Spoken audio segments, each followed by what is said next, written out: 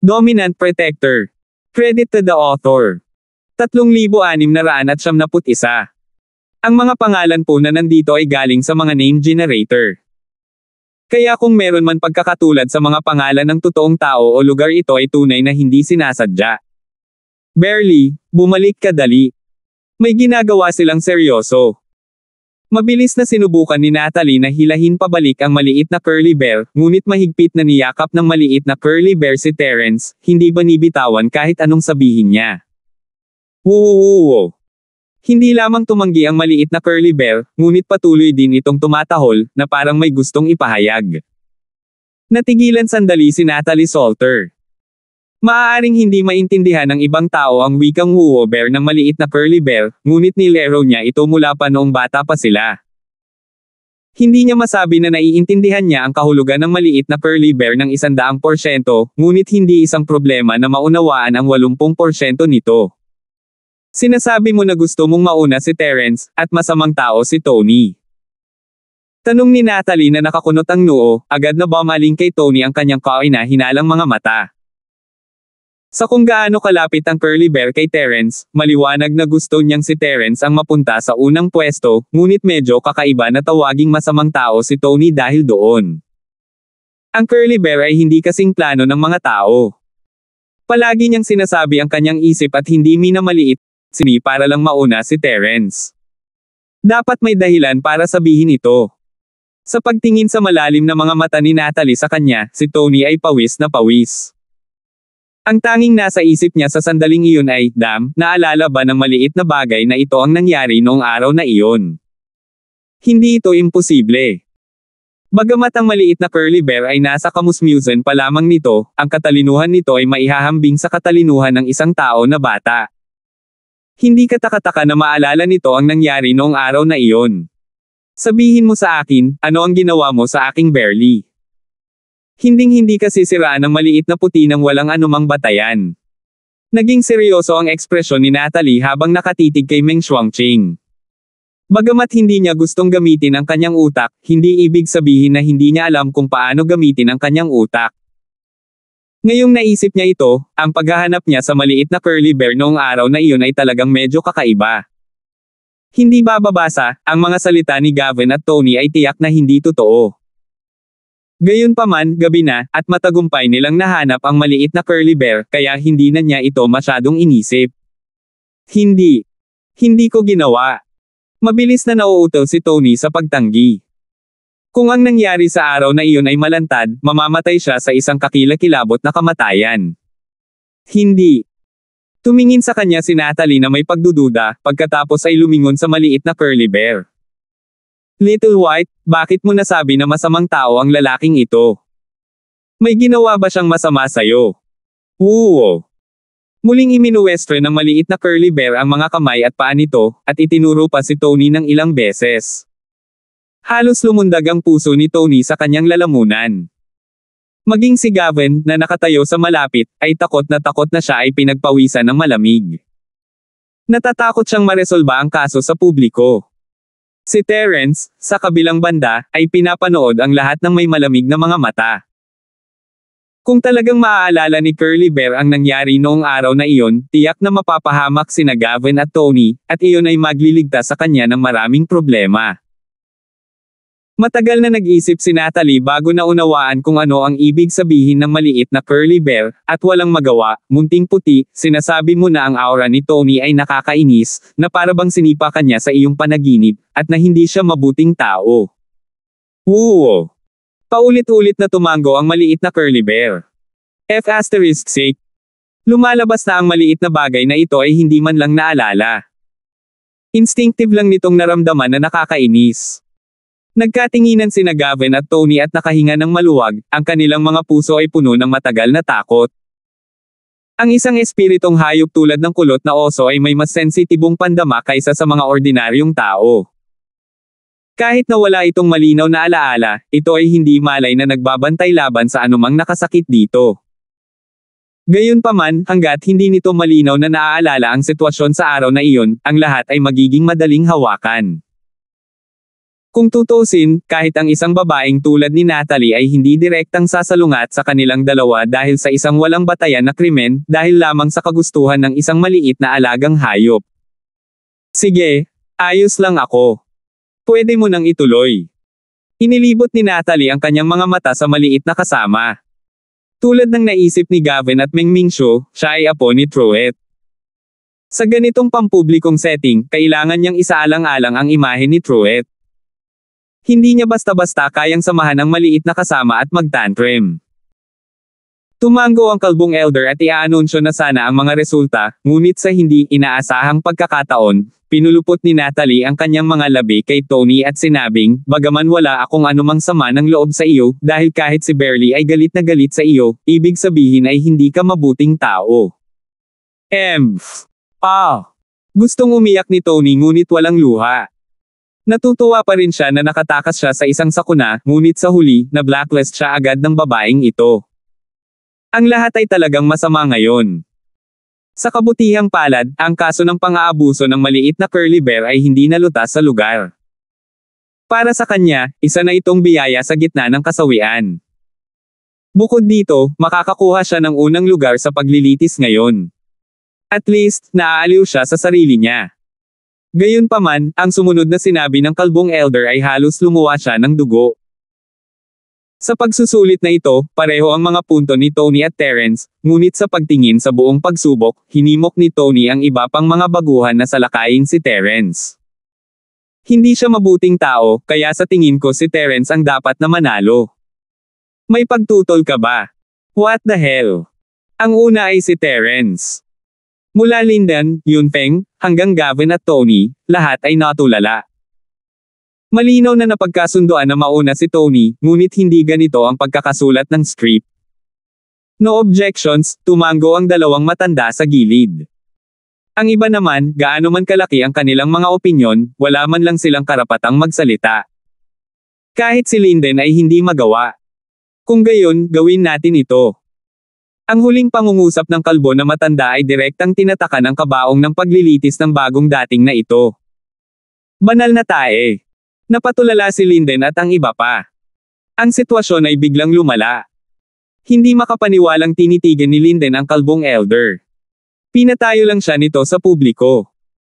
Hindi man siya pumayag simula pa lang, mas mabuti na iyon kaysa balikan niya ang mga sinabi niya ngayon. Sa pamamagitan nito, saan niya ilalagay ang kanyang mukha bilang isang young master. Nauna siyang nangako kay Yunfeng at sa iba pa na madali niyang maaayos ito.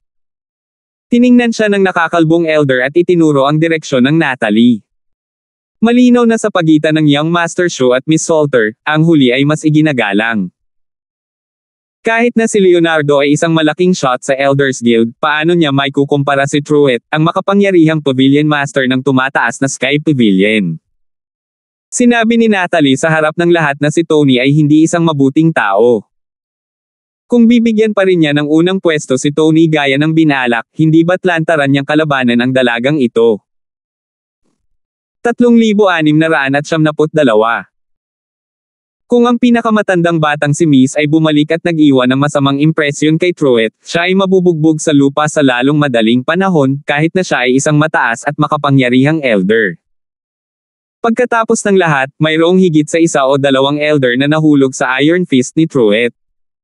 Walang masabi ngayon si Lindan. Kahit na siya ang nasa posisyon ng kalbong matanda, malamang na ganoon din ang gagawin niya. Sa katunayan, ngayon na naisip niya ito, sa totoo lang ay medyo natutuwa siya na ang kalbong elder ay hindi nagbigay ng unang pwesto kay Tony. Kung nag-iwan siya ng masamang impresyon sa puso ni Natalie dahil dito, talagang malaking kawalan siya. Sa kabilang banda, ang pagpayag kay Terence na makuha ang unang pwesto sa pamamagitan ng swerte ay hindi isang malaking bagay sa kanya, maliban sa pagkawala ng ilang mukha. Dahil kahit si Linden ay walang sinabi, ang ibang mga tao tulad ni Gavin ay natural na walang lakas ng loob na magsabi ng kahit ano. Nakatingin lang sila habang tinatanggap ni Terence ang kanyang gantimpala. Lahat, salamat sa pagpayag na manalo ako. Bahagyang ngumiti si Terence at sadyang ipinakita sa kanila ang dagdag na 10 espiritual na jade sa kanilang harapan. Sok! Ang liit ng tao. Napakapangit ng ekspresyon ni Tony habang kumukunot ang kanyang mga labi. Sa sandaling ito, pakiramdam niya ay nakakain siya ng daan-daang langaw. Sobrang nakakadiri, pero naiipit lang niya ang ilong niya at napalunok. Madilim din ang mukha ni Gavin, ngunit nagliwanag ang kanyang mga mata nang makita niya ang bag ni Terence ng espiritual na jade. Ayos lang. Hayaan siyang ipagmalaki sandali. Pagbalik natin, dudurog tayo ng ilang piraso ng waling kwentang jade. Ang bag ng magandang jade na ito ay magiging mas maaga o huli. Ang ika-9 na pinsan ay napakatalino. Noon lamang naramdamang mas balanse ang puso ni Tony. Kinagat niya ang kanyang mga ngipin at sinabing, gusto kong makita kung anong uri ng ekspresyon ang mayroon siya kapag nalaman niyang walang silbi ang lahat ng espiritual na jade na nakolekta niya. That goes without saying. Siguradong iiyak siya hanggang mamatay. Hindi imposibleng mahulog ang puso niya sa gulat. Nakanguso si Gavin. Kahit na ang isang normal na tao ay makakaramdam ng sakit sa loob ng mahabang panahon kung nawala ang isang magandang piraso ng jade Terence, sa kabilang banda, ay nawala ang 12-dosenang mga piraso ng sunod-sunod. Magdudugo ang puso niya sa oras na malaman niya ang nangyari. Sa wakas ay natapos ang pagsubok ng newbie sa dramatikong pagliko ng mga kaganapan. Nauna si Terence, pangatlo si Randolph, at pang-apat si Hernan. Bagamat hindi niya nakuha ang lahat ng nangungunang 3 pwesto, ito ay isang mahusay na ani kumpara sa miserableng resulta ng mga bagong recruit sa ilalim ni Gavin. May kabuuang 12 bagong dating sa ilalim ng utos ni Gavin. Maliban kay Tony, na pumangalawa at nakatanggap ng Foundation Establishment Pill bilang isang anyo ng aliw, ang iba ay ganap na hindi gaanong mahalaga. Kung ikukumpara sa pangunahing reward ng Foundation Establishment Pill, ang 3 piraso ng spiritual jade na ipinamahagi sa kanila ay hindi man lang maituturing na consolation prize. Ang mas malala pa ay ang 5 sa 12 tao ay hindi man lang nakakuha ng consolation prize ng 3 espiritual na jade. Hindi lang sila nakakuha ng anumang mga benepisyo, ngunit sila rin ay bumaba sa nangungunang 10 at na blacklist sa kanilang unang pagsubok. Gusto lang nilang umiyak pero walang luha. Para sa isang sandali, ang lahat ng mga baguhan ay tumingin kay Gavin na may labis na hinanakit na mga mata. Sila ay orihinal na humingi ng kanlungan sa Gavin para sa kapakanan ng pagkuha ng higit pang mga benepisyo. Sa huli, wala silang nakuhang anumang benepisyo. Sa halip, nawala ang kanilang magandang kinabukasan. Isa lang itong scam. Basura ba kayong lahat? 3 lang sila, ni hindi mo kaya ang 12. May mukha ka pang magreklamo sa akin. Magreklamo ka naman.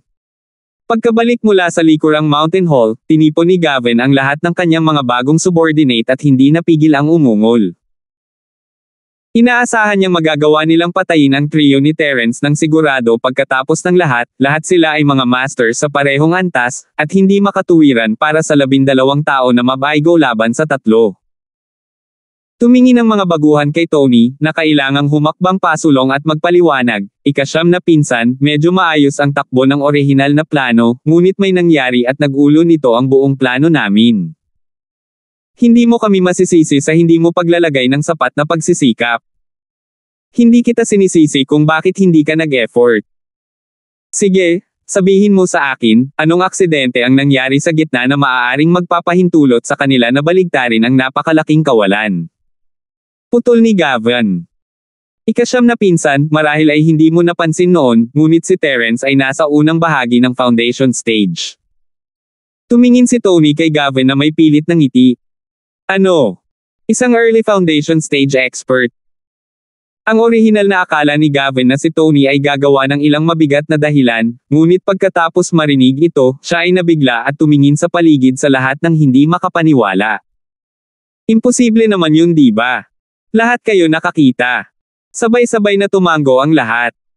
Sabi ni Tony na may mapait na mukha, nakita ko ito ng sarili kong mga mata. Napaligiran na namin siya at malapit ng magtagumpay, ngunit hindi siya natatakot sa amin. Inilabas niya ang aura ng isang maagang foundation stage master at natakot kaming lahat sa lugar. Lahat ng mga baguhan ay tumingin kay Tony na may kakaibang ekspresyon. Totoo na lahat sila ay natakot, ngunit kung si Tony ay hindi muna tumakas, ang sitwasyon ay hindi mahuhulog sa kontrol ni Terence. Pagkatapos ng lahat, may 12 sa kanila, at pinatakbo ni Terence si Randolph at si Hernan, dalawang pagod na pasanin, sa kanyang tabi. Kung talagang lalaban sila, mahirap sabihin kung sino ang mananalo. Gayunpaman, malinaw na walang sasabihin si Tony tungkol sa isang nakakahiyang bagay. Kung hindi niya sinabi, natural na wala ring sasabihin ang iba pang naroroon. Kung hindi, masasaktan nila siya at tiyak na malalagay sa mahirap na posisyon sa hinaharap. Nang makitang magkasabay na sinasabi ito ng lahat, walang choice si Gavin kundi ang maniwala sa kanila. So si Terence ba ay talagang nakalusot sa unang bahagi ng foundation stage? Pero mula sa kanyang aura ngayon, parang hindi. We didn't. Nung nakita namin na hindi maganda yung sitwasyon, naghiwa-hiwalay kami on the spot. Awkward na sagot ni Tony. Hindi ka nakagawa. Natigilan si Gavin. He pondered and said, "So you're saying natakot ka lang sa aura niya?" Nagkatinginan ang lahat bago tumango. Nakakahiya, ngunit talagang natakot sila sa aura ni Terence. Tama, mali siguro ang nakita mo. Hindi ba ninyo alam na may pill na tinatawag na Golden Limit Pill? Biglang pinalakpak ni Gavin ang kanyang mga kamay. Kapag nainom mo na ito, magagawa mong agad na magpakawalan ng lakas na higit pa sa karaniwan mong sarili kahit na ang isang Sky Class Full Master ay makakapagpakita ng kapangyarihan ng isang maagang Foundation Stage Master, ngunit ang epekto ay tatagal lamang sa napakaikling panahon. I speculate that this guy must have given him a limit in advance, so you guys were scared by him.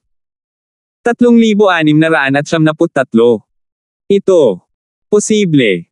Nagkatinginan si Tony at ang rookies.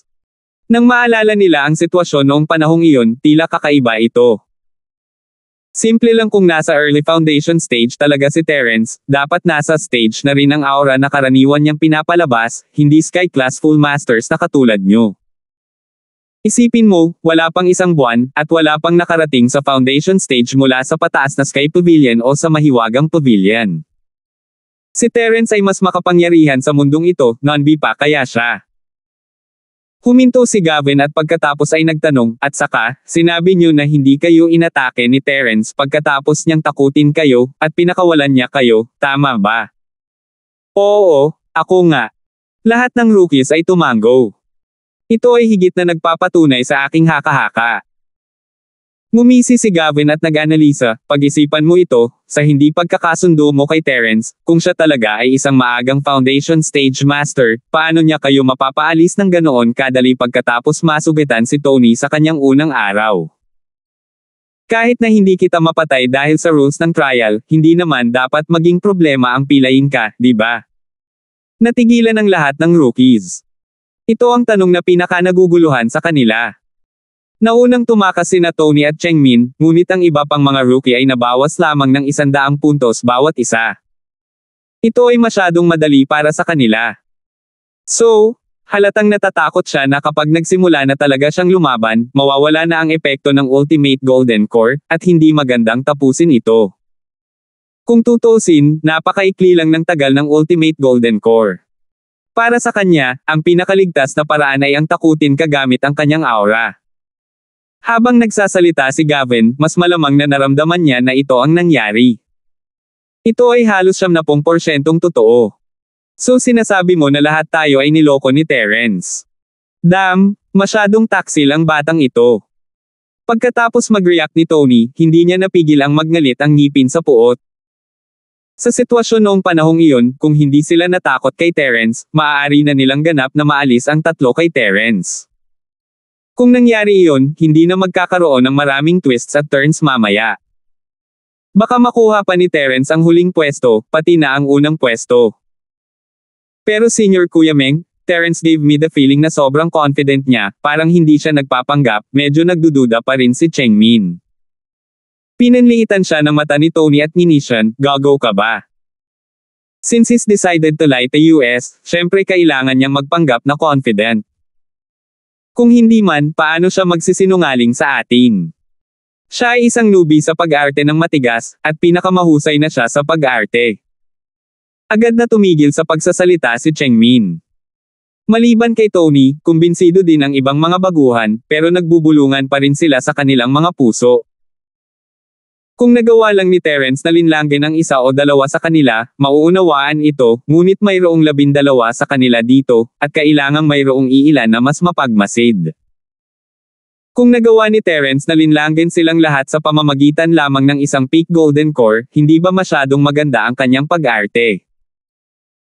Tiningnan ni Gavin ang mga ekspresyon ng lahat at sinabing, may 70% na pagkakataon na nalampasan ni Terence ang kanyang ginintoang core, ngunit ang kompetisyon sa pagraranggo ay sa loob ng 2 araw, hindi tayo maaaring maging pabaya. Paano ito, kung sino man ang pumunta at subukan ang katotohanan, bibigyan ko siya ng isang espiritual na jade bilang gantimpala. Nagkatinginan ang lahat, ngunit walang tumayo. Bagamat naniniwala sila na maaaring nagpapanggap si Terence, paano kung hindi? Paano kung isa talaga siyang foundational level master? Kung pumunta siya upang subukan si Terence para sa isang espiritual na jade, siya ay patay na. Hindi banggitin, kahit na si Terence ay hindi isang maagang foundation stage master, maaari pa rin niyang talunin si Tony sa isang galaw. It would be a piece of cake for him to take care of these people in a one-on-one fight. Manghihingi lang siya ng bagbog. Tony, pangunahan ang daan at subukan ng tubig, tawag ni Gavin. Napaatras kaagad si Tony. Siya ay 100% sigurado na si Terence ay hindi isang maagang foundation stage master, ngunit siya ay natatakot pa rin na mabugbog. Inilibot niya ang kanyang mga mata at agad na umiwas, ika-9 na pinsan, bigyan natin ng pagkakataong ito si Chengmin. Kailangan niya ng espiritual na jade. Ayos lang yan. Chengmin, umalis ka na. Kinaway ni Gavin ang kanyang kamay. F***. Agad na sumabog sa galit si Chengmin. Ang bastos na ito na si Tony ay hindi nang ahas na pumunta, kaya itinulak niya ang ganitong uri ng pagsusumikap sa akin. Binigyan pa niya ako ng pagkakataon na mag-ambag sa pangalan nito. F***, ayaw niya sa mukha niya. Pero dahil sinabi na ni Gavin, hindi na niya ito binigyan ng pagkakataong tumanggi. Maliban kung siya ay nahulog kay Gavin at ang iba pa sa lugar, maaari lamang niyang ihanda ang kanyang sarili at tanggapin ang hamon. Sa huli, nagngangalit si Chengmin. Alang-alang sa paghihiganti ng kanyang pamilya, titiisin niya ito. Kabaligtaran sa kalungkutan at hinala ng grupo ni Gavin, ang grupo ni Terence ay nasa mabuting kalooban, nagtipon pa sila para sa ilang inumin upang ipagdiwang. Habang kumakain, ang kaawa-awang lalaki ay tumingin kay Terence, napatulala, pagkatapos pakinggan si Randolph at ang paglalarawan ni Hernan tungkol sa pagsusulit. Junior Brother Linford, nagmalabis ka. Wala ka pang 1 buwan sa Welcome New Pavilion, pero nakarating ka na sa foundation building stage. Kung tama ang pagkakaalala ko, hindi lang ikaw ang unang batch ng NUCOM. Makasaysayang talaan ng pavilion. Bagamat maraming mga baguhan na ang Sky Class Full Master sa sandaling pumasok sila sa pavilion, ang pagpunta mula sa Sky Class Full Master hanggang Foundation Early Stage ay nangangailangan ng maraming pawis, at mapagkukunan, pati na rin ng maraming swerte. Kahit na ang ilang mga tao ay natigil dito sa loob ng mga dekada, kung wala silang pagkakataon, hindi pa rin nila magagawang lampasan ang huling hadlang. Sa kasaysayan ng malugod na bagong pavilion, ang may hawak ng record para sa pinakamabilis na oras sa pagtatatag ng Rich Foundation ay ang banal na alchemist at medical na saint, si Zhang Liju, na kasalukuyang nasa tuktok ng kanyang karera. Ang kanyang record ay 48 araw. Si Terence, sa kabilang banda, ay nauna sa kanya kahit 20 araw. Nakarating na ako sa foundation establishment stage bago pumunta dito. Mapait na ngumiti si Terence, ngunit ayaw niyang sabihin ang totoo. Kung ikukumpara sa pagsira sa mga record ng Welcome Hall, ang pagsira sa isang foundation sa karaniwang mundo kung saan ang chi ay manipis ay mas nakakagulat. Kung may lumabas na balita, malamang nahiwa-hiwalayan siya para sa pagsasaliksik. Pagkatapos ng ilang walang kwentang pangungusap, seryosong bumaling si Terence sa grupo. Senior Brother Ku, si Randolph, at Hernan, mangyaring huwag sabihin kahit kanino ang tungkol sa tagumpay ko sa pagtatayo ng pundasyon. Kung tutuusin, ang pagiging low profile ay ang pinakamahusay na paraan upang gawin ito. Ang pagtatago ng ilan sa aking lakas ay maaaring maging kapaki-pakinabang sa isang kritikal na sandali. Pero hindi ba't ipinakita mo na ang lakas ng isang maagang nagtatag ng foundation establishment stage cultivator sa harap ni Tony at ng iba pa? Hindi naiwasang magtanong ng kaawa-awang senior brother at ng iba pa. 3,674. Maligayang Mid-Autumn Festival. Umiling si Terence. That's not necessarily the case. I've only displayed the strength of an early stage foundation stage cultivator, but I've never really fight them. Sa kahinahinalang personalidad ni Gavin, siguradong maghahinala siya sa akin pagkatapos ng laban.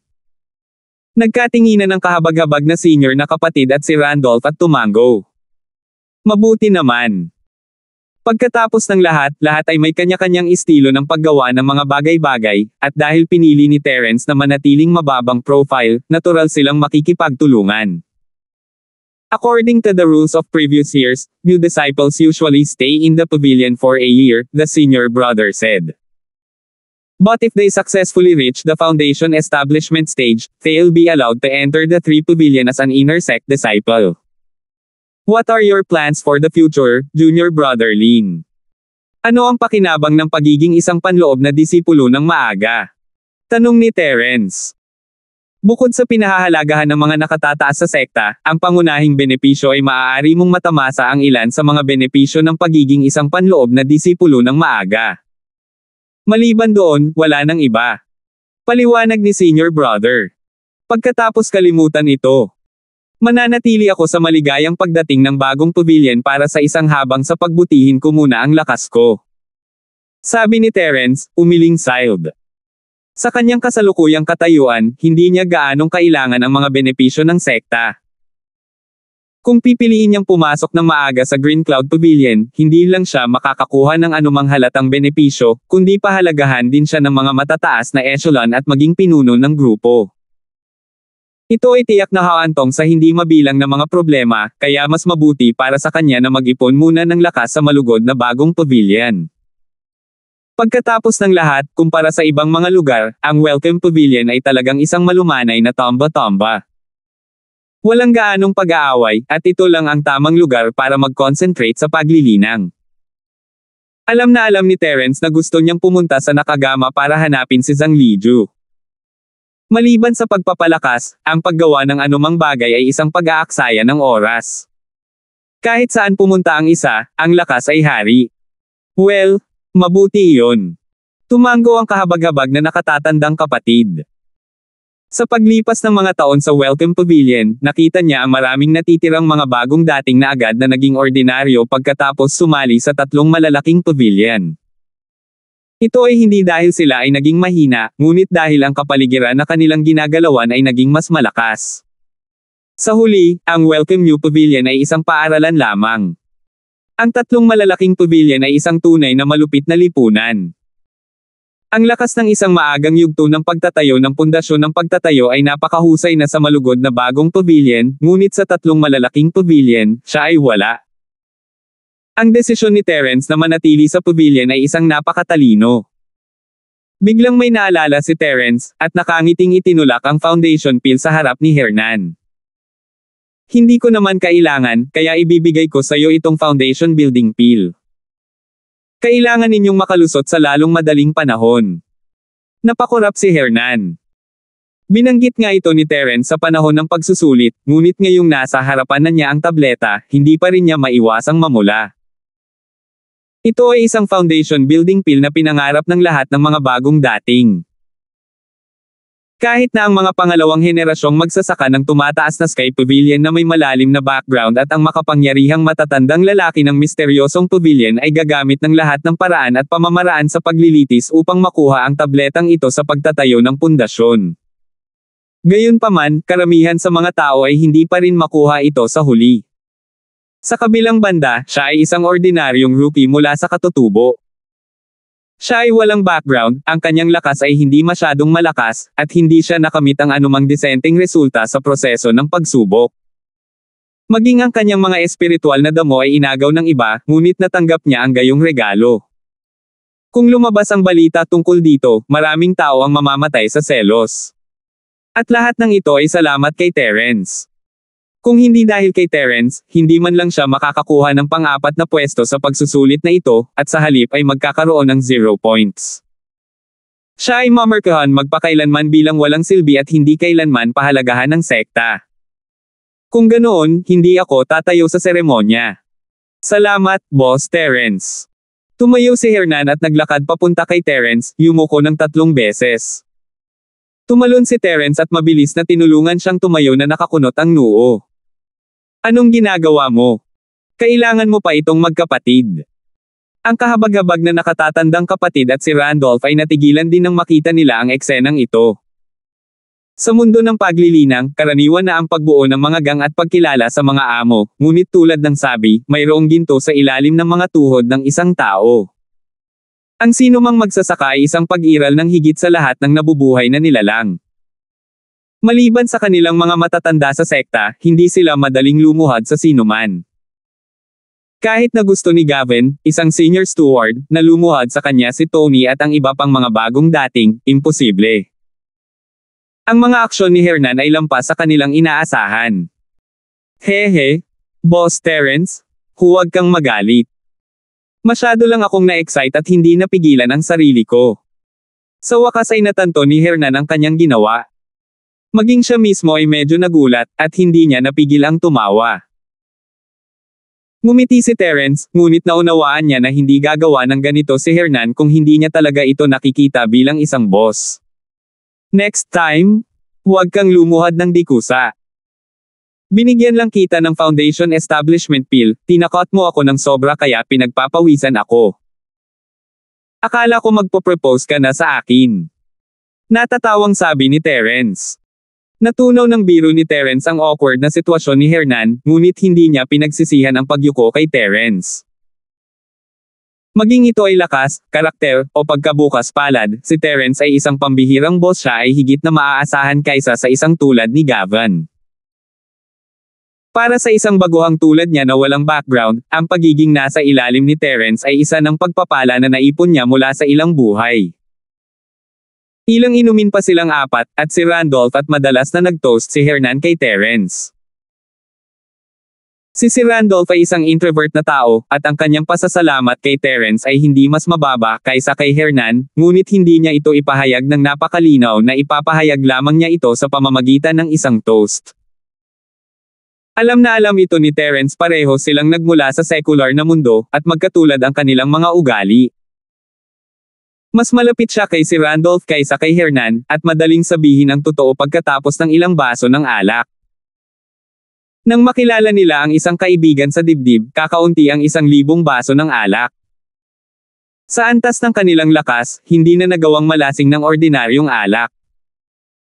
Maganda ang mood nilang 4 ngayon at nag-inuman hanggang hiteng gabi bago sila umalis. Ang sesyon ng pag-inom na ito ay hindi sinasadyang hinaila ang relasyon sa pagitan ng iilan sa kanila na mas malapit. Mas naramdaman nilang magkapatid ang isa't isa, at hindi na ito kasing dalisay ng dati. Sa pagtatapos ng araw, ang isang relasyon na purong pinananatili ng mga interes ay masisira sa madaling panahon, ngunit ang mga kapatid ay maaaring magkasama habang buhay. Pagkatapos bumalik sa kuweba, hindi na bumalik si Terence sa kanyang nakagawiang pagsasanay. Sa halip, mabilis niyang inilabas ang mga halamang gamot na inihanda niya kanina, pati na rin ang nakakalom ng pusong Katanji, tanging damo na nakuha niya mula sa pagsusulit. 3,675. Ngayon, magdamag niyang dadalhin ang isang foundation establishment na Golden Core. Ang proseso ay pareho sa huling beses na napinom niya ang foundation breaking pill. Pagkatapos ilagay ang mga halamang gamot sa kaldero ng gamot ni Shenlong, kailangan lang niyang sundin ang mga tagubilin at ipasok ang kanyang tunay na chi. Bagamat ang epekto ng golden pill na nagtatayo ng pundasyon ay mas mahusay kaysa sa tableta sa pagsira ng pundasyon, ito ay isang tableta pa rin sa ika-4 na grado. Walang pagkakaiba sa proseso ng pagpino. Mangyaring maghintay ng ilang sandali, kinakalkula ni Jenny ang curve ng oras at temperatura para kay Terence Bro, na gumagawa ng isang automatikong pagpipino ng script. Nabuo ang script ng pagpino ng tableta.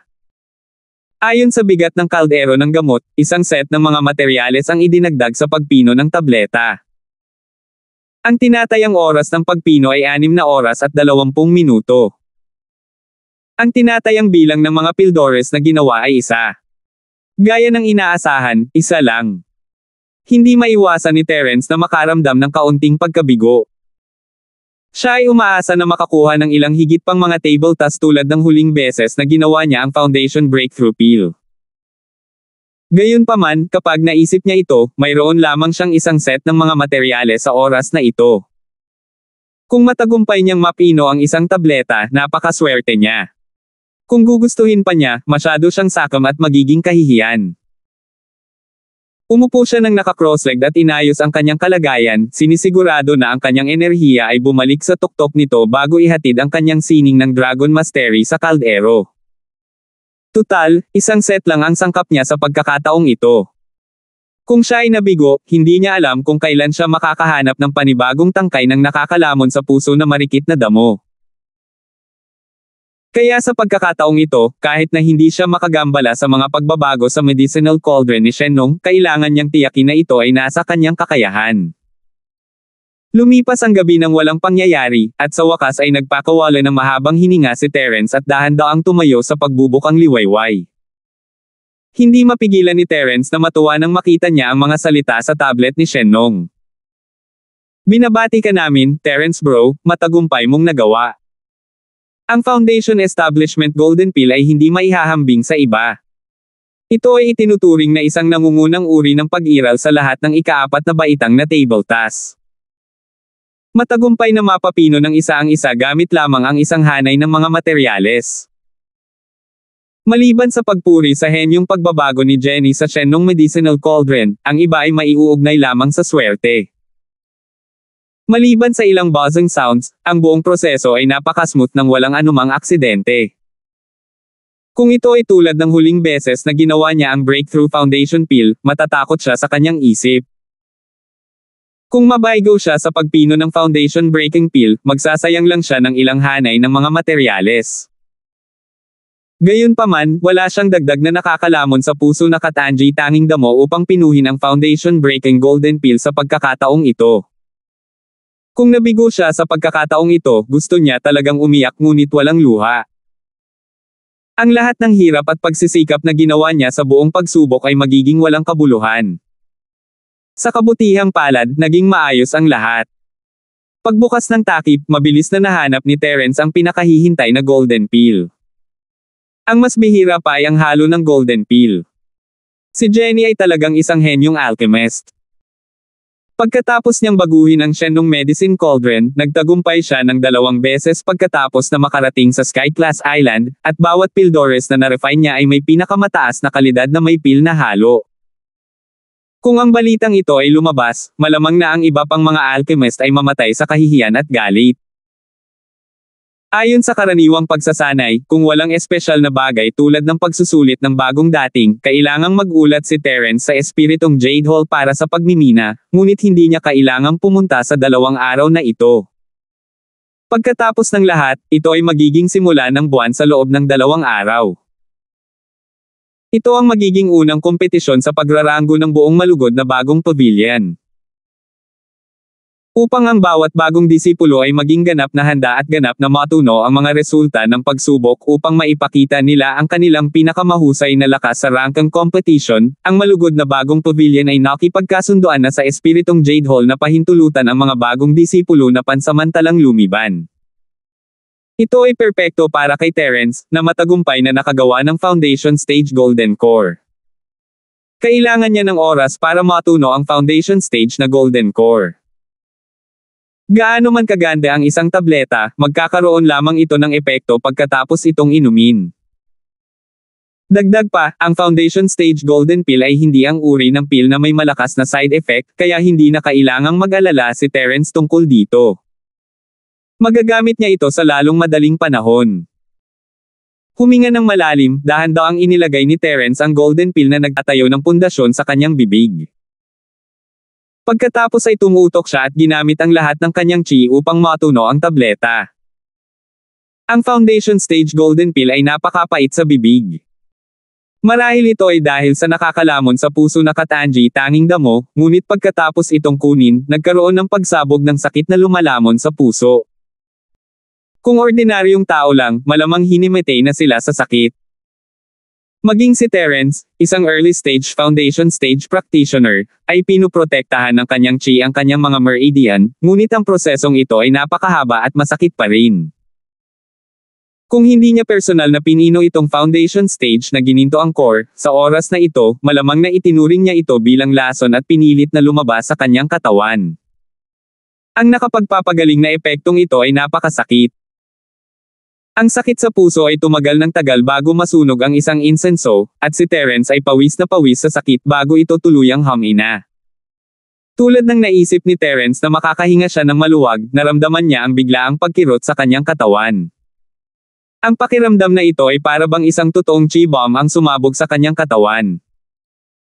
Pagkatapos, naramdaman niya ang walang katapusang at marilag na kapangyarihang panggamot na inilabas sa isang iglap, na kumakalat sa lahat ng bahagi ng kanyang katawan, patuloy na nagbabago sa sobrang dalisay na totoong chi, at sama-sama sa kanyang mga ugat at daluyan. Naisip ni Terence na bilang isang maagang foundation stage practitioner, ang kanyang chi ay napakalakas na, ngunit ngayon lang niya napagtanto na siya ay talagang nakatingin sa langit mula sa kaibuturan ng kanyang puso. Dahil sa epekto ng foundation stage golden core, ang tunay na chi sa kanyang katawan ay nadobol sa ilang paghinga lang, at tumataas pa rin ito. No wonder hindi man lang nila ito mahanap sa palengke. Ngayon lang napagtanto ni Terence na ang tunay na halaga ng isang foundation stage golden core 1 pill ay nagkakahalaga ng mga dekada ng pagsusumikap mula sa isang normal na maagang foundation stage practitioner. Kahit si Terence mismo, na may jade space, ay mangangailangan ng kahit ilang taon ng pagsusumikap para makamit ang epektong ito. Kung ihahambing, ang tableta na lumalabag sa pundasyon, na isa ring tabletang pang-apat na baitang, ay walang nakakatakot na epekto ng isang tableta na katumbas ng 10 taon ng paglilinang.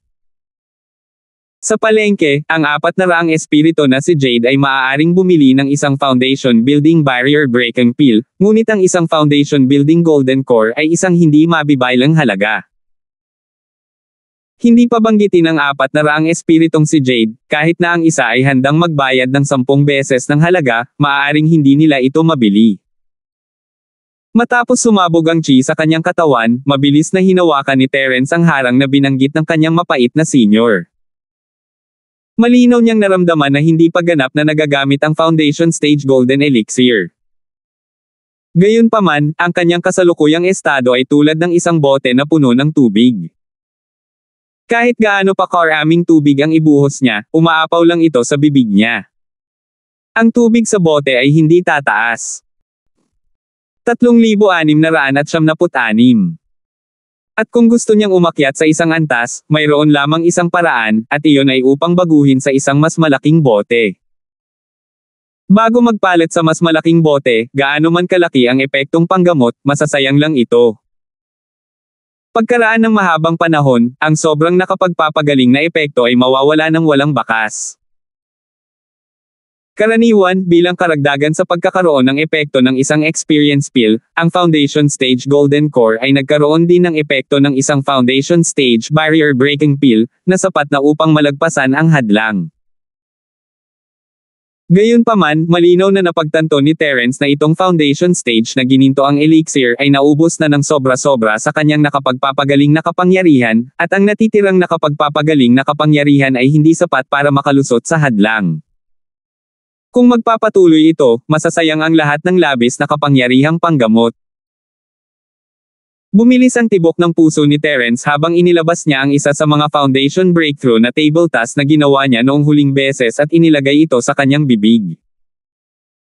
Pagkaraan ng ilang sandali, nagkaroon ng bisa ang breakthrough foundation pill. Ito ay mas banayad kumpara sa sakit sa pusong naramdaman niya bago umabot sa golden core stage. Wala man lang naramdaman si Terence, at nararamdaman niya ang mga epekto. Hindi alam ni Terence kung saan ito nanggaling, ngunit isang malaking puwersa ang biglang lumitaw sa kanyang katawan, nangingibabaw at umaatake sa bawat ugat. Saan man dumaan ang puwersa, malaki man o maliit, ang mga ugat ay namamaga. Kasabay nito ang unti-unting pagtunaw ng harang na nahawakan niya kanina. Nalusutin niya ang harang ng ganoon lang. Napakakinis ng proseso na kahit si Terence mismo ay nahirapang paniwalaan, ngunit ang chi na patuloy na tumataas sa kanyang katawan ay malinaw na nagpakita na ang hadlang ay talagang nasira ng lakas ng breakthrough na tableta. Matapos masira ang hadlang, malinaw na naramdaman ni Terence na ang dalisay na chi sa kanyang katawan ay mas dalisay at mas mayaman kaysa dati. Hanggang ngayon, tumataas pa rin ang totoong chi sa kanyang katawan.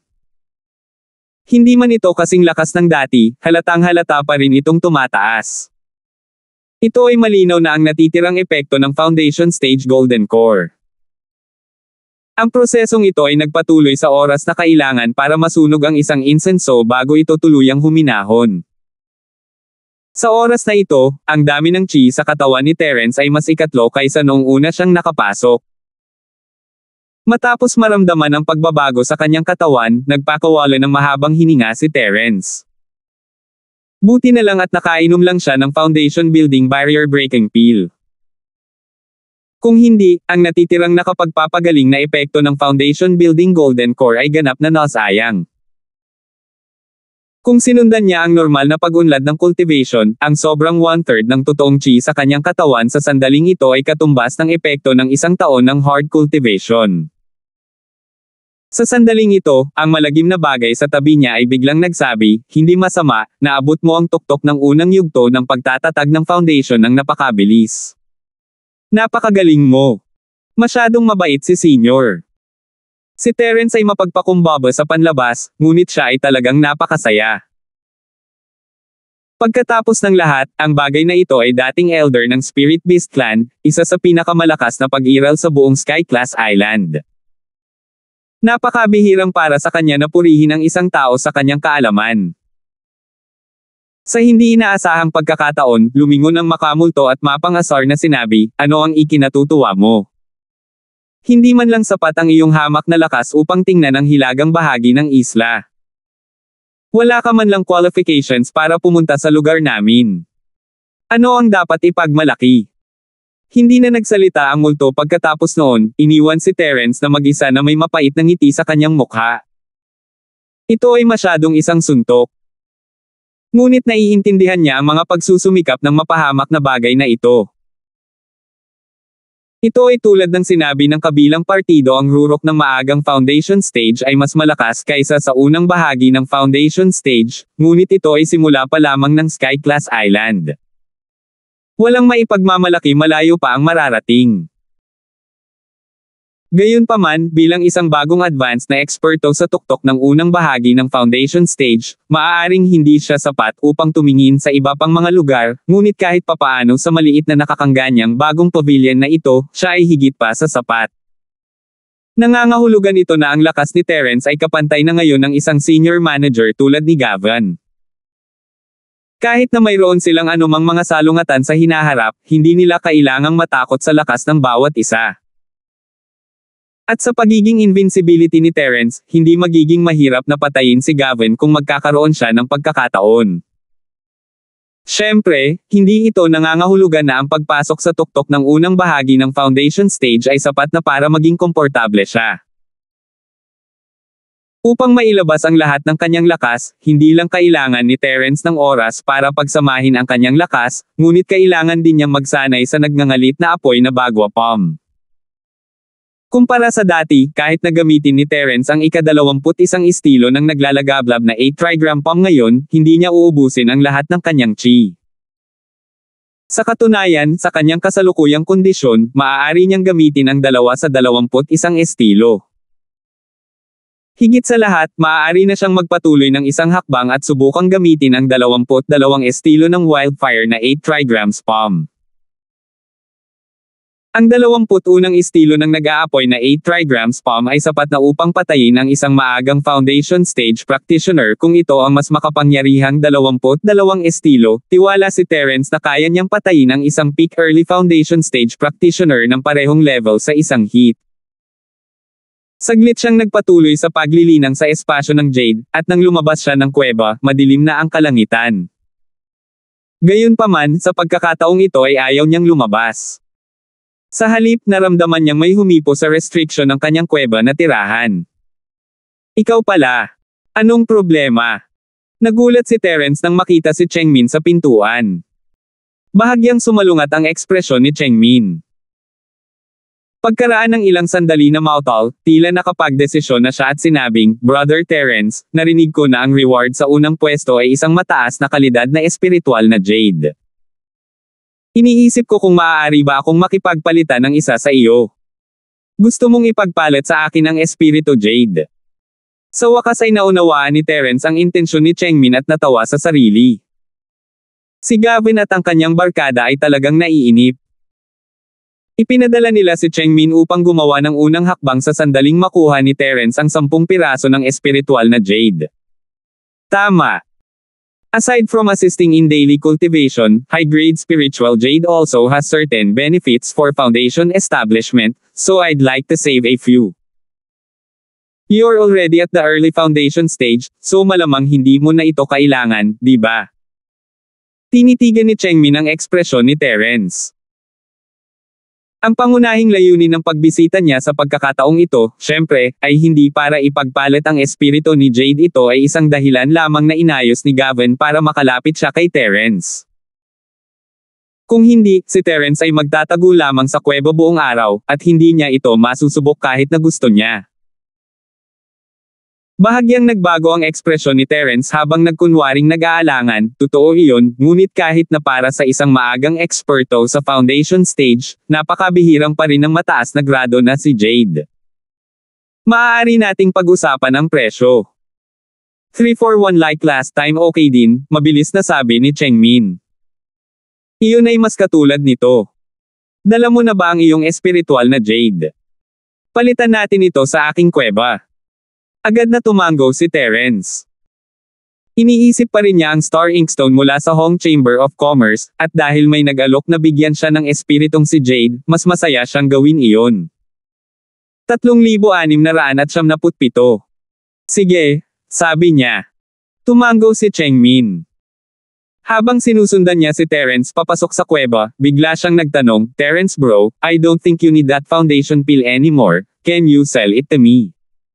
Oh, gusto mo pang bumili ng foundation building pills? Huminto si Terence at lumingon sa kanya. Mayroon ka bang ganoon karaming espiritual na Jade? Hindi mababa ang presyo ng isang tableta sa pagtatayo ng pundasyon. Hindi nagsisinungaling si Terence kay Chengmin, ang presyo ng isang foundation elixir ay hindi masyadong mababa. Ang presyo sa merkado ay hindi kasing katawa-tawa gaya ng 400 spirit jade price tag para sa foundation breaking elixir, ngunit kahit na ang pinakamababang presyo ay hindi bababa sa 100 spirit jade. Logically speaking, hindi ito kayang bayaran ng isang normal na baguhan tulad ni Chengmin. Tinitigan ni Chengmin ang bawat pagbabago sa ekspresyon ni Terence at nagngangalit ang kanyang mga ngipin, may naiisip akong paraan. Baka gusto niyang kunin si Gavin para kunin ang isang tambak ng walang kwentang jade para linlangan siya. Napangiti si Terence sa sarili at umiling, I'm sorry, but I have already given that foundation building pill away. Binigay mo. Halatang nagulat si Chengmin. Napakamahalagang bagay ng foundation building elixir, at talagang basta-basta niya itong ipinamimigay. Kahit na hindi niya ito magamit, maaari pa rin niyang ipagpalit ito ng malaking halaga ng espiritual na jade sa palengke. Paano niya maibibigay ang ganoong bagay?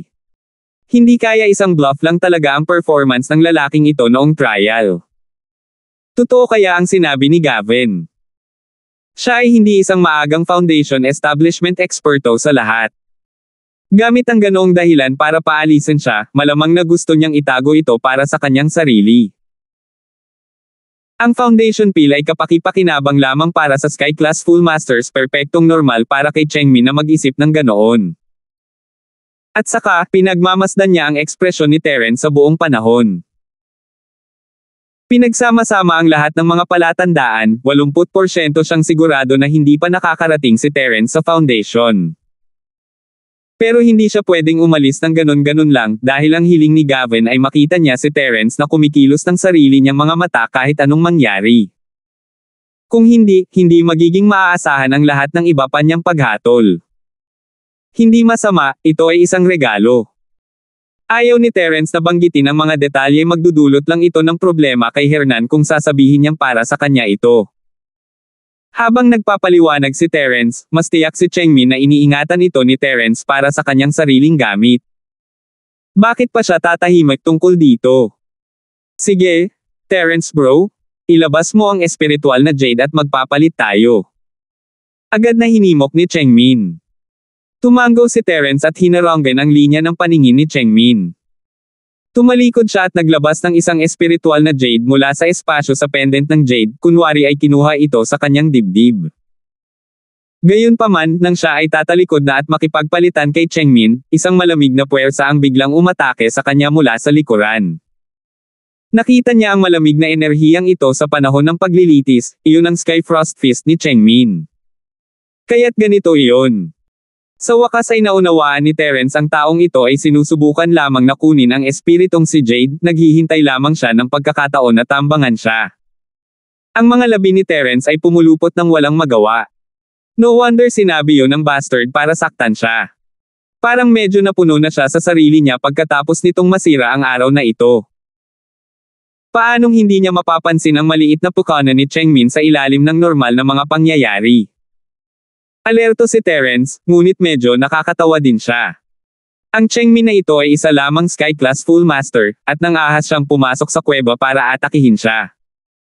Saan niya nakuha ang tapang na ito?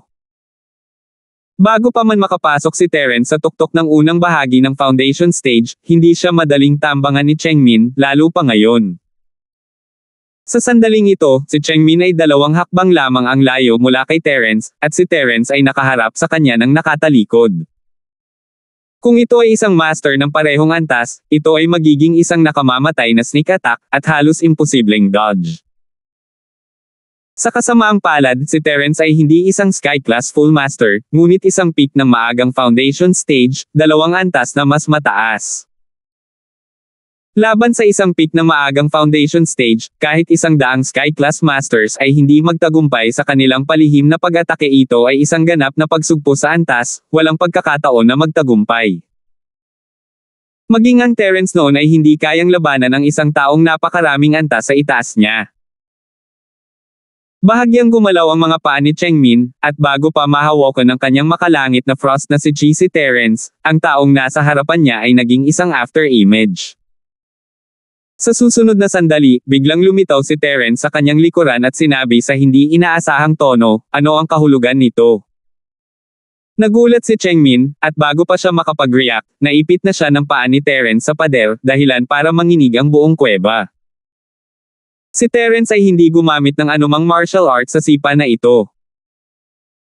Sa ilalim ng napakalaking antas ng pagsupil, kahit na umasa lamang siya sa bilis at lakas, sapat na ito upang ganap na durugan si Chengmin. Paf! Lumuwa si Chengmin ng isang subo ng dugo habang nakatingin sa misteryosong Terence sa kanyang harapan. Ang kanyang puso ay lumubog hanggang sa kaibuturan dahil hindi niya maiwasang some pain sa kanyang puso. This guy was not AF *King early foundation establishment expert. Ang kanyang aura ay malinaw na nasa parehong antas ng kay Gavan. Ang taong ito ay isang tunay na peak early foundation establishment expert.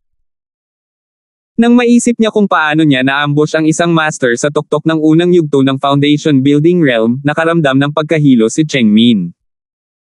Ito ay parang isang 3 taong gulang na bata na hinahamon ng isang heavyweight champion.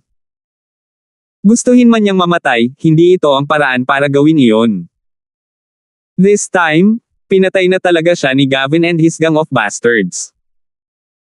Sa pagtingin sa gulat na mukha ni Chengmin, hindi maiwasan ni Terence na isipin na nagkamali siya ng kalkula. Noong una ay gusto niyang itago ang kanyang lakas at magpanggap na full master ng Sky Class, ngunit dahil kakalusot niya lang, hindi niya makontrol ng perpekto ang bawat pulgada ng kanyang lakas. Nang tambangan siya ngayon, likas niyang ibinunyag ang kanyang peak early foundation stage strength.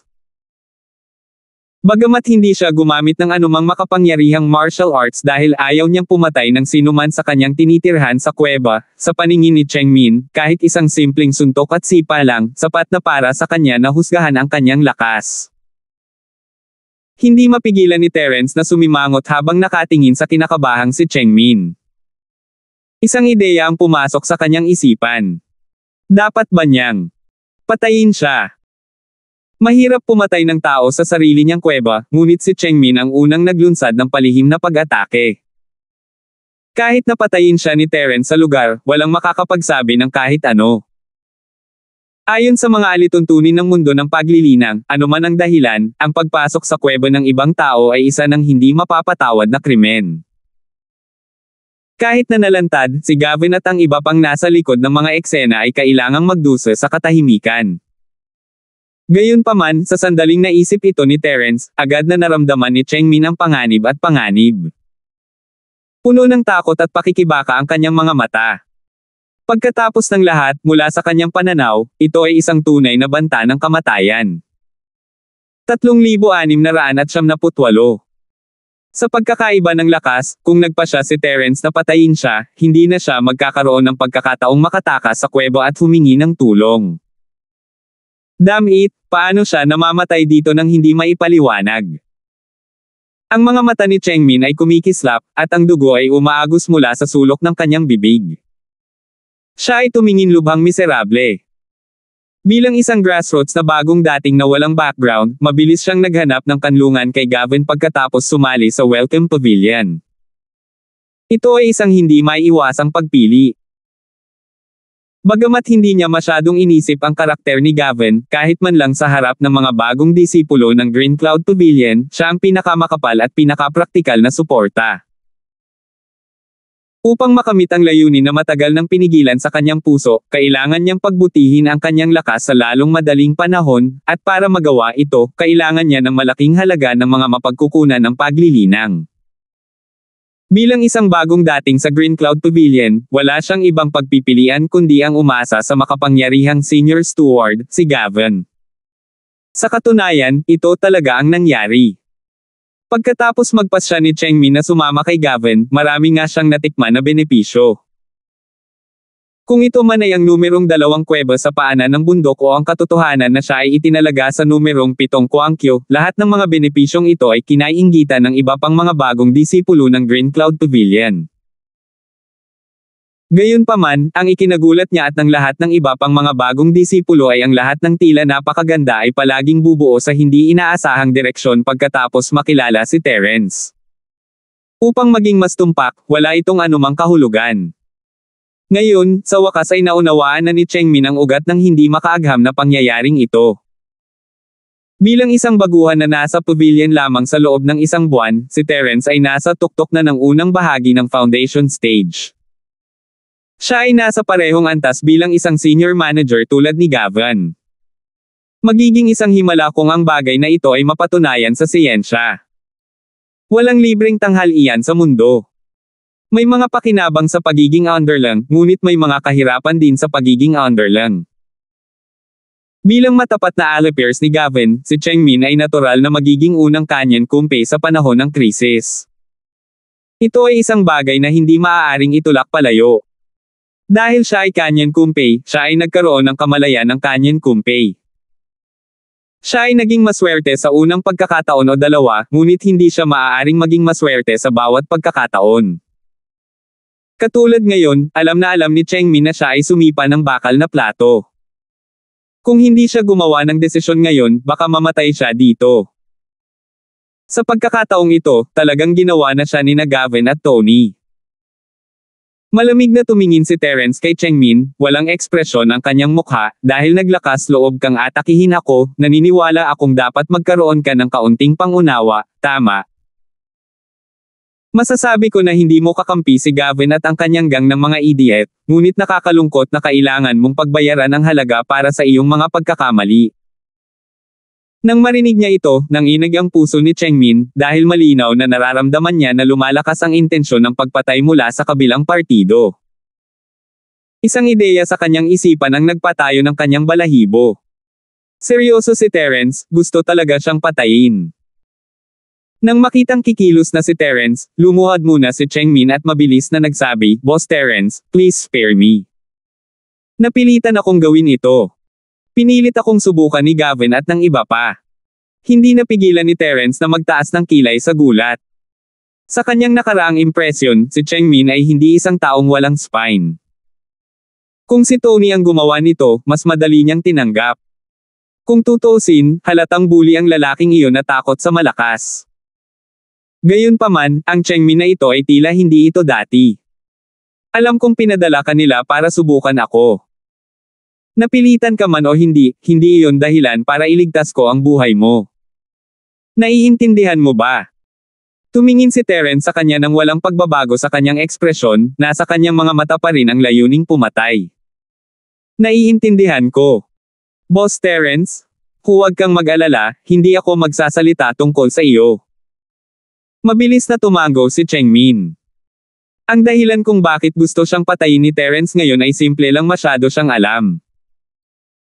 Hindi lang nila alam na matagumpay na nakapasok si Terence sa foundation stage, alam pa nila na si Terence ay nasa tuktok ng unang bahagi ng foundation stage. Malinaw na ito ay isang malaking nakatagong panganib para kay Terence, na gustong manatiling mababang profile. Not to mention, under lang siya ni Gavin. Kapag ang impormasyong ito ay nahulog sa mga kamay ni Gavin, hindi lamang mabibigo ang plano ni Terence na magpanggap na isang baboy para kainin ang tigre, magdudulot din ito ng maraming hindi inaasahang problema. Pagkatapos ng lahat, siya ay isang baguhan na wala pang isang buwan sa pavilion, ngunit tumalon siya ng 2 antas sa tuktok ng unang bahagi ng foundation stage. Kung ang salita ay lumabas, ito ay magdudulot ng malaking kaguluhan, at ang sitwasyon ay mawawala sa kanyang kontrol. Malamig na tumawa si Terence, hindi mahuhulaan ang kanyang tono. Dapat narinig mo na ang mga patay lamang ang hindi magbubunyag ng mga sikreto. Ito. Lumubog ang puso ni Chengmin. Desidido talaga si Terence na patayin siya. Palakas ng palakas ang hangarin ng pagpatay ni Terence, at maaari siyang umatake anumang oras. Isa lamang siyang Sky Class Full Master, at wala siyang paraan para labanan si Terence, na nasa tuktok ng unang bahagi ng foundation stage. Sa sandaling gumawa ng hakbang si Terence, isa lang ang magiging resulta para sa kanya, ang kamatayan. Hindi ko ito matatanggap. Siya ay nagdusa ng higit sa 10 taon at pumasok sa malugod na pavilion ng napakahirap. Sa wakas ay nakahanap na siya ng kislap ng pag-asa para sa paghihiganti. Paano siya mamamatay dito nang walang dahilan sa kamay ng taong walang kinalaman sa kanya? Bang bang bang! Si Chengmin ay biglang yumuko ng 3 beses sa harap ni Terence, ang kanyang ulo ay puno ng dugo. Naningkit ang mga mata ni Terence, bakit ang lahat ay yumuko sa kanya nitong nakaraang 2 araw. Si Hernan ay ganito noon, at ngayon ay ginagawa na naman ni Chengmin ang parehong bagay. Boss Terence, alam kong wala kang tiwala sa akin, pero may mga kailangan pa akong gawin, kaya hindi talaga ako pwedeng mamatay dito.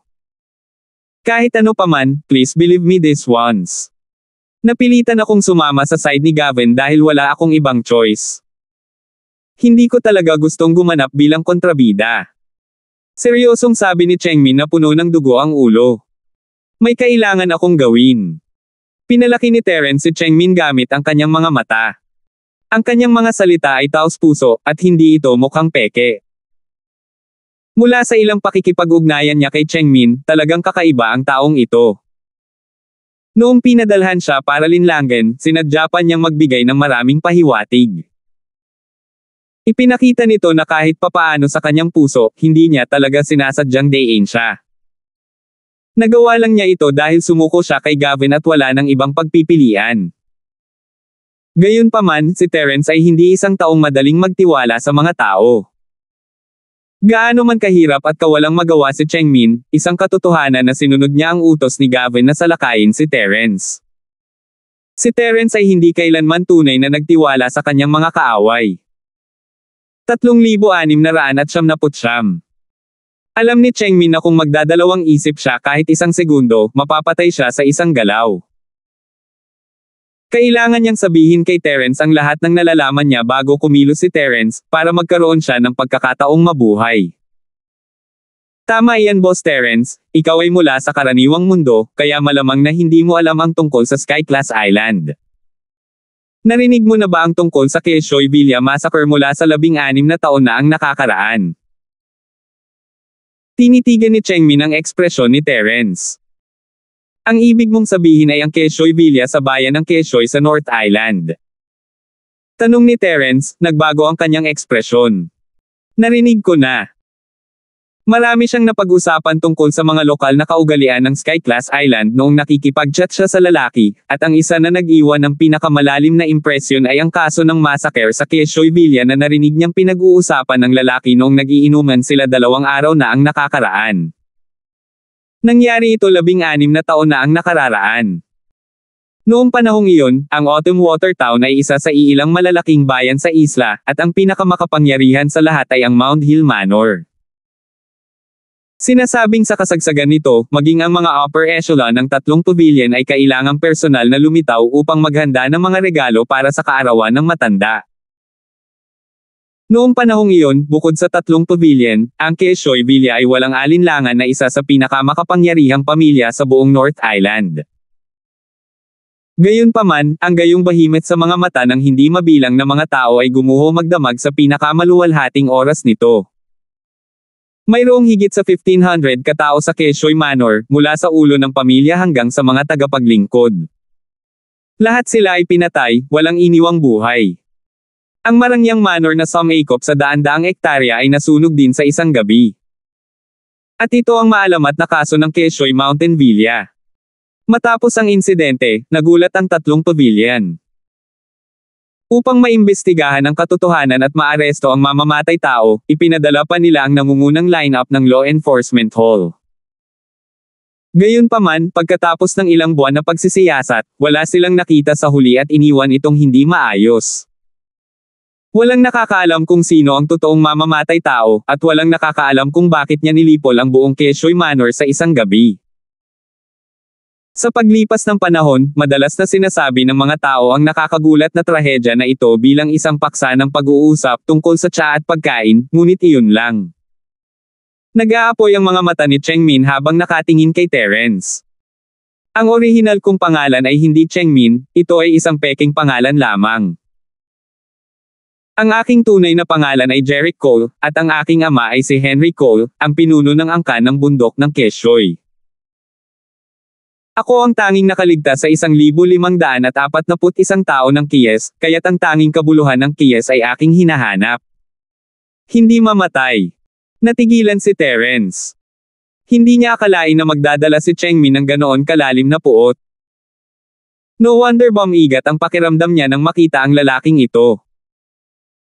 Akala niya ay dahil sa mga pukana ng lalaki, ngunit hindi niya inaasahan na ang dahilan ng lahat ng ito ay ang pagkamatay ng 1,540 katao. Naiintindihan ko. Nakikiramay ako sa kalunos-lunos mong karanasan, pero hanggang doon lang. Tumango si Terence, ngunit hindi nabawasan ang layunin ng pagpatay sa kanyang mga mata. Simple lang ang dahilan gaano man karaming utang sa dugo ang dapat tiisin ni Chengmin, ano ang kinalaman nito kay Terence. Hindi kayang bitawan siya dahil lang sa kailangan pa niyang maghayganti. Lumaban siya mula sa karaniwang mundo, at nakakita siya ng maraming kasamaan sa puso ng mga tao, hindi siya magiging malambot ang puso ng ganoon kadali. Sa mundo ng paglilinang, kung saan ang malalakas ay nambibiktima ng mahihina, kapag ang buhay ng isang tao ay nasa kamay na ng iba, halatang imposibleng makakuha ng simpatiya ng mag-isa kung nais mabuhay. At least, kailangan ipakita ng isa ang halaga ng kanilang buhay. Ito ay isang malinaw na katotohanan na naunawaan ni Chengmin at Terence. Boss Terence, hindi ko ito sinasabi sa iyo para makakuha ng simpatiya, sinasabi ko lang sa iyo ang dahilan kung bakit kailangan kong mabuhay. Bumalik sa normal ang ekspresyon ni Chengmin, at huminto siya saglit bago niya sinabing, kung hahayaan mo akong mabuhay ngayon, maaari na kitang paglangkuran mula ngayon, dumaan sa apoy at tubig para sa iyo, at kahit na manigtik kay Gavin at sa kanyang mga tauhan. Ito ang pinakamalaking bargaining chip na naiisip ko. Kung hindi ka pa rin naniniwala sa akin, Boss Terence, wala na akong ibang masasabi. Ikaw ay magiging my spy. Tumaas ang isang kilay ni Terence at kinurot ang kanyang baba. I can consider that. Ayon sa kanyang plano, kahit na siya ay nasa tuktok na ng maagang foundation stage, kailangan pa rin niyang manatili sa Yingzin Pavilion para sa isang yugto ng panahon upang linangin at pagbutihin ang kanyang lakas. Sa kasalukuyan, ang pinakamalaking problema niya sa Yingzin Pavilion ay si Gavin at ang kanyang barkada. Sa kanyang kasalukuyang lakas, si Gavin ay walang magagawa sa kanya, ngunit magiging mahirap pa rin para sa kanya kung mag-isip siya ng isang grupo ng mga dirty tricks. Gayunpaman, kung maaari siyang magtanim ng isang especially iya sa grupong ito, magiging iba ang lahat. Anumang tinatawag na dirty trick, kapag nakita ng maaga, ay tiyak na mababawasan ng malaki. Kung ginamit ng maayos, maaari pa itong magkaroon ng kabaligtaran na epekto at makakuha ng mga benepisyo mula dito. Ang mungkahi ni Chengmin ay nakakamot sa Katie ni Terence. Sa pagtingin sa grupo ni Gavin, kitang-kita na si Tony, na isang direktang inapo, ay hindi masusuhol o makontrol. Masyadong marginalized ang ibang mga bagong dating, at baka hindi nila maintindihan ang mga plano ni Gavin. Sa paghahambing, si Chengmin ang pinakaangkop na kandidato para sa panloob na tao. Tuwang-tuwa si Chengmin nang makita niya ang interes ni Terence. Mabilis siyang humampas habang mainit ang bakal, madaling umiwas ng sibat sa bukas ngunit mahirap ipagtanggol laban sa isang palaso sa dilim. Boss Terence, malakas ka at hindi mo kailangang matakot sa alinman sa kanila sa ibabaw, ngunit paano kung si Gavin ay sumubok na maglaro ng marumi? Pagkatapos ng lahat, bilang ang senior steward, mas marami siyang impormasyon na maaaring iwasan kaysa sa iyo o sa akin ng 2 beses. Pero there will always be a time na magiging pabaya siya, diba? Tama ka, pero bakit ako maniniwala sa iyo? Nakangiting sabi ni Terence. Kung kaya mong ipagkanulo si Gavin, kaya mo rin akong ipagkanulo, diba? Inasahan na ni Chengmin na magkakaroon ng ganitong pag-aalala si Terence. Naglabas siya ng Jade Token at inabot kay Terence, ito ang identity token ng aking Keishoy Manor, at ang aking personal na impormasyon ay nakaukit dito. Maliban sa namatay na Jade Carving Master ng Keishoy Manor, walang sinuman sa mundo ang maaaring gumawa ng kopya nito. Ito ang aking pinakamalaking sikreto.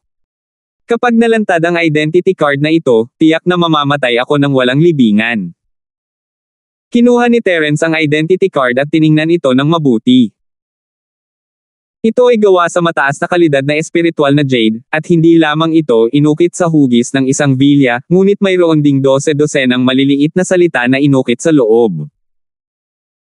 Ito ay isang set ng mga karakter ng kapanganakan, at ang orihinal na pangalan ni Chengmin ay inukit dito, Jerick. Ang gayong kasanayan ay talagang kamangha-mangha. Hindi nagsisinungaling si Chengmin nang sabihin niyang walang sino man sa mundo ang maaaring gayahin ito. 3,700.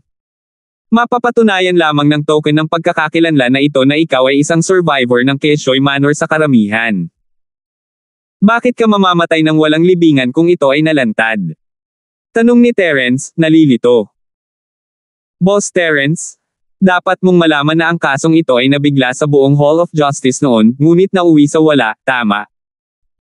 Napakalaking kaso, sa tingin mo ba ay hindi malalaman ng Hall of Justice kung sino ang nasa likod nito sa kanilang mga kakayahan? Magpatuloy. Sinabi ni Terence nang hindi nagbabago ang kanyang ekspresyon. Nang marinig niya ang kwento ng kanyang kaawa-awang senior na kapatid, ganoon din ang pagdududa niya. Imposibleng malipol ang buong Keishoy Manor ng 1,540 tao nang hindi nag-iiwan ng anumang pahiwatig. Kung talagang gustong mag-imbestiga ng Law Enforcement Hall, hindi dapat mahirap hanapin ang tunay na pumatay. Gayunpaman, pagkatapos ng ilang buwan ng pagsisiyasat, walang conclusion. Ang ganitong kinalabasan ay talagang nakapag-iisip. Hindi naman sa hindi nila maipagpatuloy ang investigasyon, ngunit hindi sila nangangahas.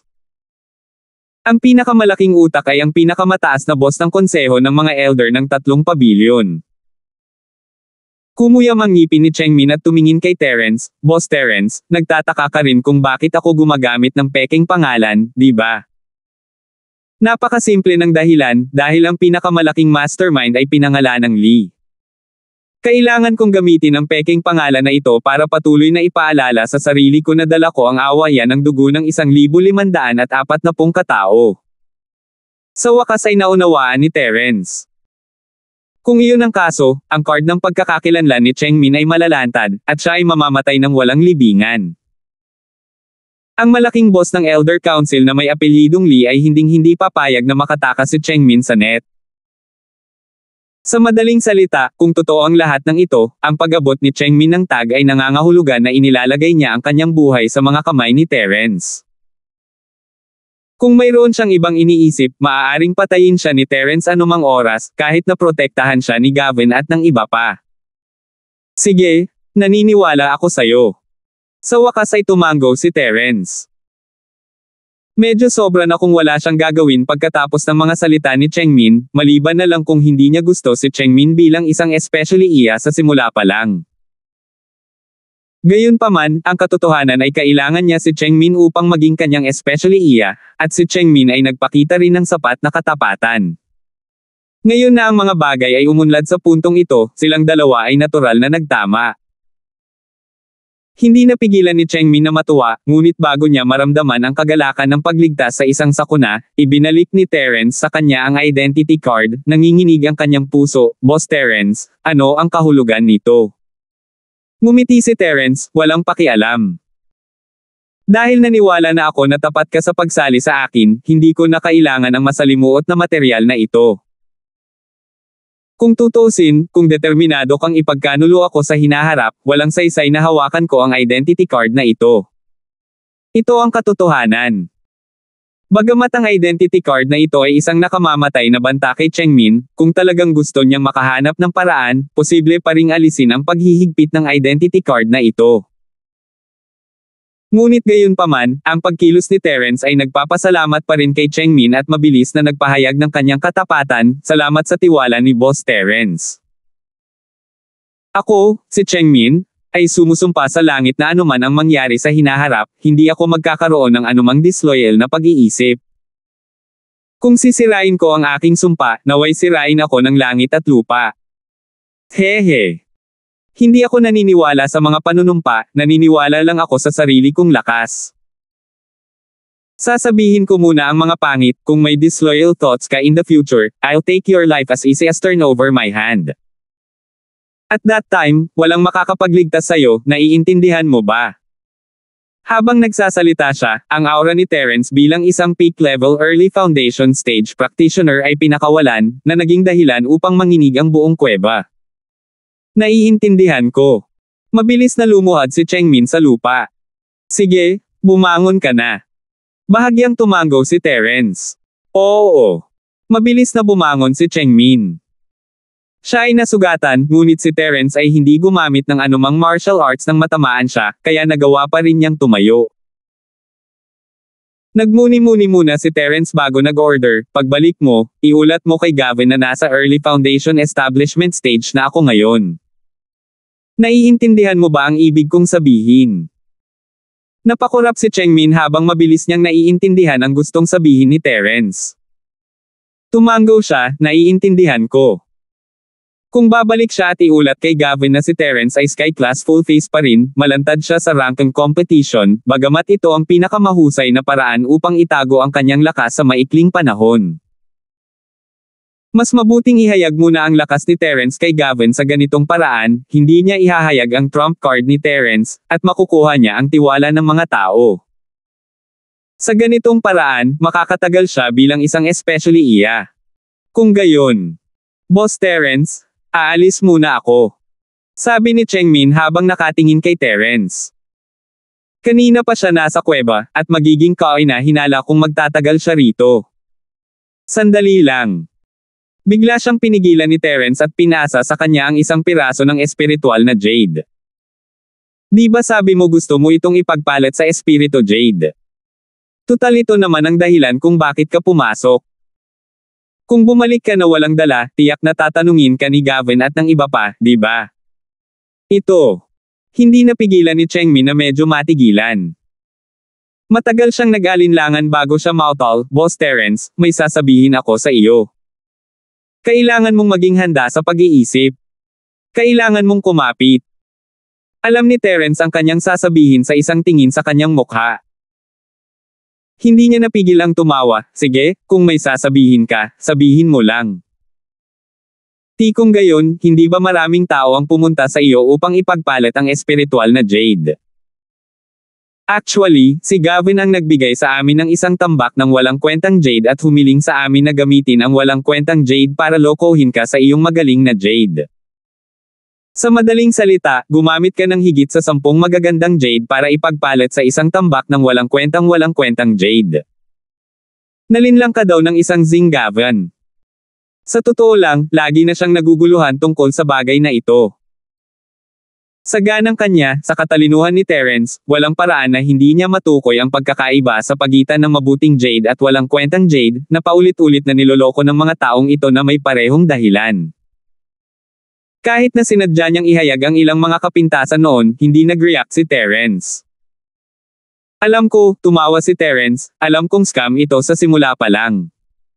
Ha? Then why did you? Napatulala si Chengmin. Sinong makikipagtulungan pa rin sa scam kahit alam nilang scam ito? Bahagyang ngumiti si Terence, nangongolekta ako ng mga walang kwentang jade para sa isang espesyal na layunin. Kung ikukumpara, hindi talaga ako umaasa sa magagandang jades, kaya masaya akong makipagtulungan sa iyo. Hindi na ako makapaghintay na bigyan mo pa ako ng mga walang kwentang jade. Kaya pala. No wonder feeling ko may mali.